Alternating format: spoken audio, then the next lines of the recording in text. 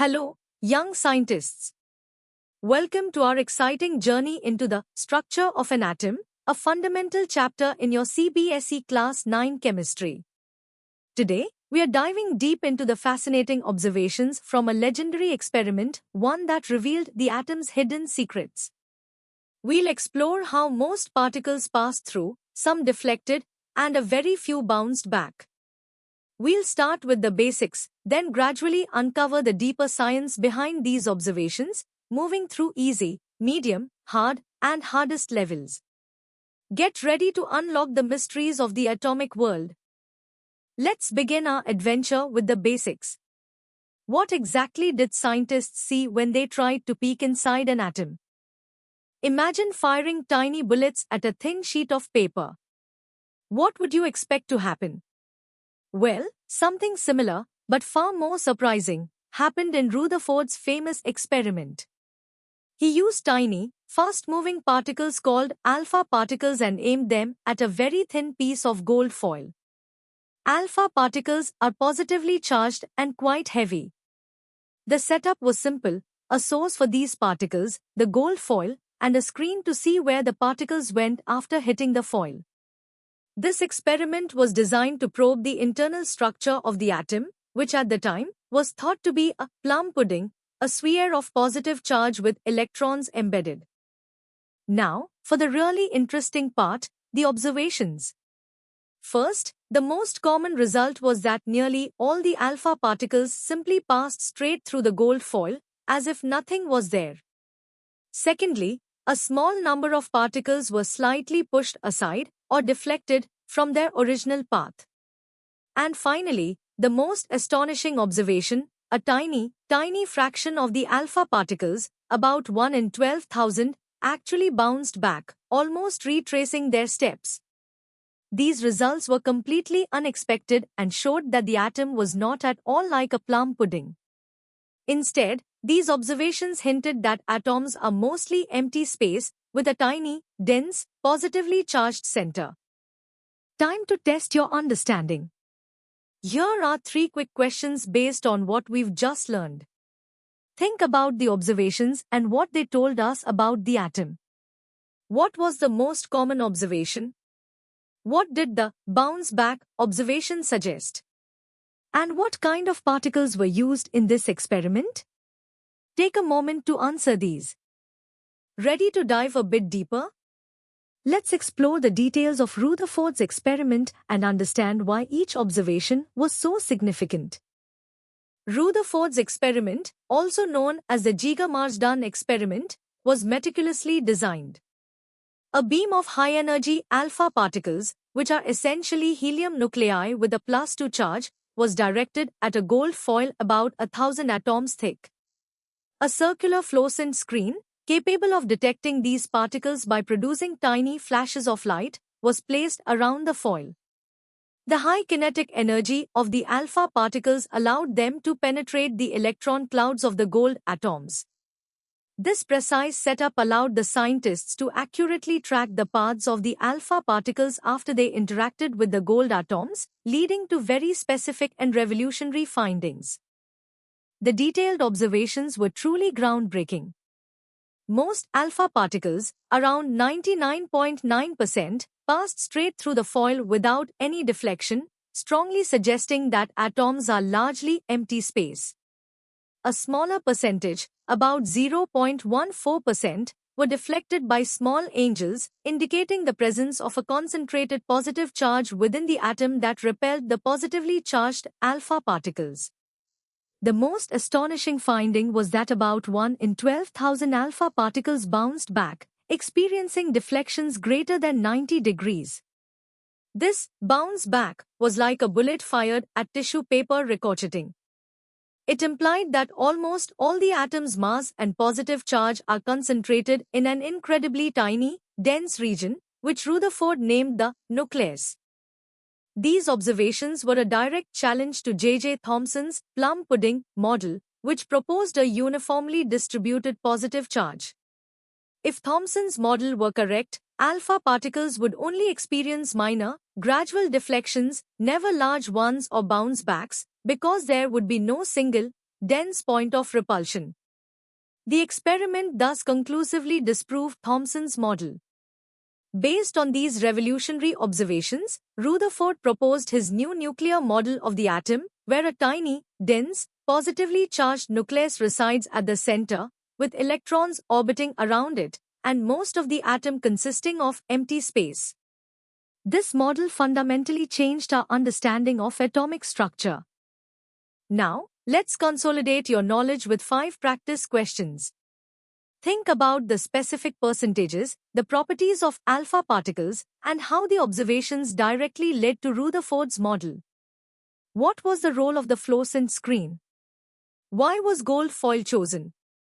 And how did these findings contradict previous atomic theories? Take your time to formulate your answers. Ready for a deeper dive? Let's analyze the experiment's nuances and connect the observations to more advanced concepts. The Rutherford experiment was not just about seeing what happened, it was about understanding why it happened. The choice of alpha particles as probes was crucial due to their significant mass and positive charge, allowing them to interact strongly with the atomic nucleus. Gold foil was chosen for its high atomic number, leading to a strong positive nuclear charge, and its malleability, enabling extremely thin sheets to minimize the chance of multiple scattering events. The fact that most alpha particles passed through undeflected quantitatively showed that the atom is overwhelmingly empty space. If the atom were uniformly dense, as per Thomson's model, alpha particles would have experienced continuous, small deflections, leading to a very different scattering pattern. The deflections observed were directly linked to the electrostatic repulsion between the positively charged alpha particles and the atom's positive core. Small deflections occurred when alpha particles passed relatively far from the nucleus. The truly remarkable large-angle deflections and bounce-backs, though rare, were the most telling. These happened only when an alpha particle approached the tiny, dense, positively charged nucleus almost head-on. Rutherford calculated that only such a concentrated mass and charge could exert the immense repulsive force needed to reverse the direction of a fast-moving alpha particle. This led to the conclusion that the nucleus is incredibly small, about 1/100,000th the size of the atom, yet contains almost all its mass. These observations were the definitive nail in the coffin for Thomson's plum pudding model. Thomson's model simply could not account for the large-angle scattering, as a diffused positive charge would never generate enough localized repulsive force. The relationship between the alpha particle's trajectory and the nucleus is described by the impact parameter, the perpendicular distance from the nucleus to the particle's initial path.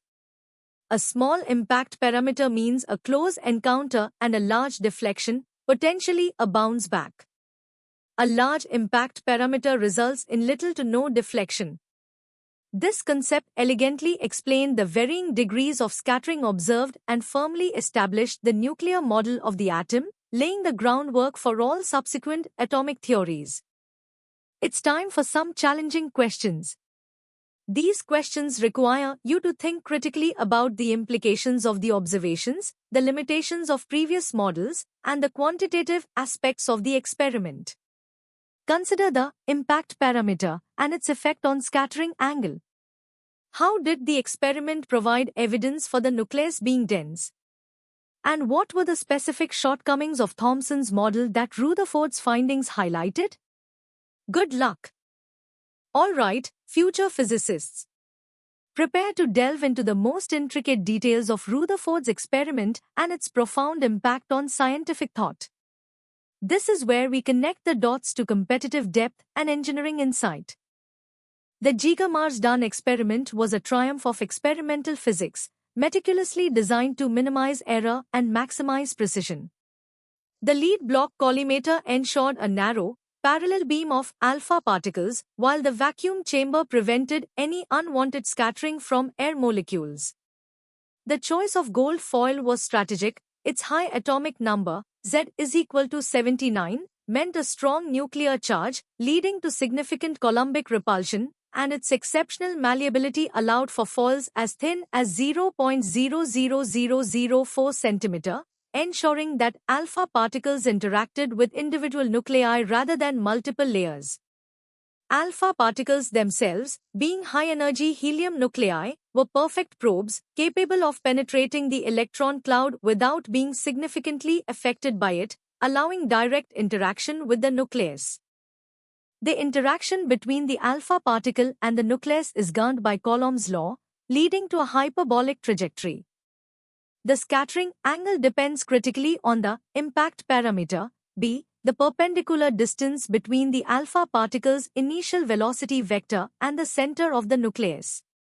A head-on collision, b is equal to 0, results in maximum repulsion and a 180 degrees deflection, where the alpha particle's kinetic energy is momentarily converted entirely into electrostatic potential energy at the distance of closest approach, r. This R allowed Rutherford to estimate the upper limit of the nuclear radius to be fantastically small, on the order of 10 superscript 1 meters, 100,000 times smaller than the atom itself. This implies an astonishing nuclear density, challenging all previous conceptions of matter. The statistical nature of the scattering was crucial. Rutherford's scattering formula accurately predicted the number of alpha particles scattered at various angles, confirming the point-like, positively charged nucleus.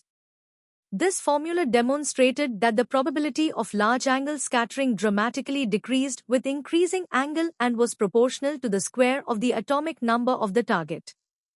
This quantitative agreement between theory and experiment was a hallmark of its success. The distribution of scattered particles across the detection screen directly mapped the probability of different impact parameters, providing irrefutable evidence for the nuclear model over the diffuse, plum pudding model, which predicted a uniform, small-angle scattering. The legacy of Rutherford's experiment extends far beyond the nuclear model. It fundamentally shifted scientific inquiry from macroscopic observations to probing subatomic structures. While revolutionary, the nuclear model itself had classical limitations, such as the instability of orbiting electrons predicted by classical electromagnetism. This inherent instability paved the way for Niels Bohr's quantum model, which introduced quantized energy levels and ultimately led to the development of modern quantum mechanics. The scattering technique developed by Rutherford and his team remains a cornerstone of particle physics, used to investigate the internal structure of protons, neutrons, and other subatomic particles, continually refining our understanding of the universe's most fundamental building blocks. Challenge your understanding with these first 5 advanced questions. Think about the specific components of the experimental setup, the physical laws governing the interaction, and the quantitative implications of the observations. How did Rutherford estimate the nuclear size? What specific force is responsible for the deflections? And what role did the atomic number of gold play in the results? Test your deep knowledge here. Here are the remaining 5 questions to push your limits. Consider the historical context, the statistical interpretation of the results, and the long-term impact on atomic theory. How did the experiment's findings lead to the development of quantum mechanics? What is the significance of the impact parameter in explaining varying deflection angles? And how did the experimental observations definitively disprove the Thomson model? These questions will solidify your mastery of the topic. And that brings us to the end of our in-depth exploration of Rutherford's groundbreaking observations. We've journeyed from the basic observations to their profound implications, understanding how they reshaped our view of the atom. I hope you found this journey as enlightening as the discovery itself. For more such engaging and comprehensive educational content, make sure to visit synapse.omaps.in. Don't forget to subscribe to our channel for regular updates and to continue your learning adventure with us. Keep questioning, keep exploring, and keep learning.